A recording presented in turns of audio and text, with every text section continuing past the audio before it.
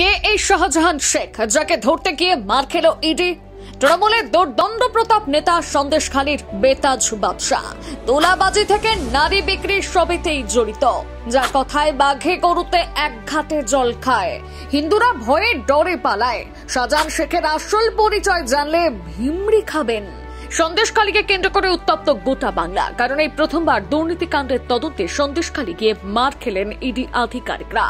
রীতিমতন ঝাঁটার বাড়ি, জুতোর বাড়ি, সমস্ত কিছুই ইডির কপালে জুটেছে। আপনারা ইতিমধ্যে জানেন, গরু পাচার মামলায় আরো এক অভিযুক্তের নাম জানা গিয়েছে। তিনি হলেন শাহজাহান শেখ। এই অভিযুক্তকে জিজ্ঞাসাবাদ করতে এবং তার বাড়িতে তল্লাশি চালাতে সন্দেশখালীতে গিয়েছিলেন ইডি আধিকারিকরা। ইনি সন্দেশখালীর বিধায়ক। তৃণমূল কংগ্রেসের ডেপুটি নেতা হিসেবেও সন্দেশখালীতে তার ব্যাপক পরিচিতি রয়েছে। গোটা এলাকা জুড়ে তার ব্যাপক জনপ্রিয়তা। সন্দেশখালীর বিরাট অংশের মানুষ শাহজাহানের অন্ধভক্ত, তাই তো তার বাড়িতে তল্লাশি করবে শুনে ইডি আধিকারিকদের লাঠি বাড়ি মেরে ইডির গাড়ির কাজ পর্যন্ত ফাটিয়ে দিয়েছে শাহজাহানের ভক্তরা।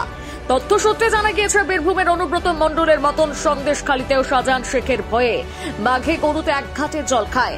তার বিরুদ্ধে গরু পাচার ছাড়াও একাধিক বিস্ফোরকমূলক অভিযোগ রয়েছে।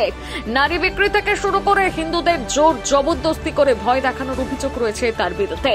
সন্দেশখালীর আনাচে কানাচে তার সাংঘাতিক প্রভাব রয়েছে বলেও জানা গিয়েছে। এমনকি রেশন দুর্নীতি কাণ্ডেও শাহজাহানের নাম উঠে এসেছে।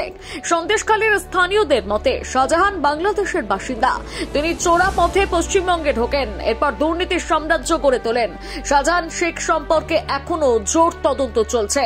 তবে তদন্ত করতে গিয়ে তার সম্পর্কে ইডি আধিকারিকদের হাতে যে সমস্ত তথ্য উঠে আসছে তা একেবারে চমকে দেওয়ার মতো। সমস্ত তথ্য প্রকাশ্যে আসতেই প্রশ্ন উঠছে, এত বড় দুর্নীতিবাজ হয়েও কিভাবে প্রশাসনিক পদ অলংকৃত করলেন শাহজাহান? আর কিভাবেই বা এত ধনী হলেন? কোথা থেকে এলো শাহজাহানের বিপুল সম্পত্তি? সমস্ত প্রশ্নের উত্তর জানতে হলে চোখ রাখতে হবে ইডির তদন্তের উপর।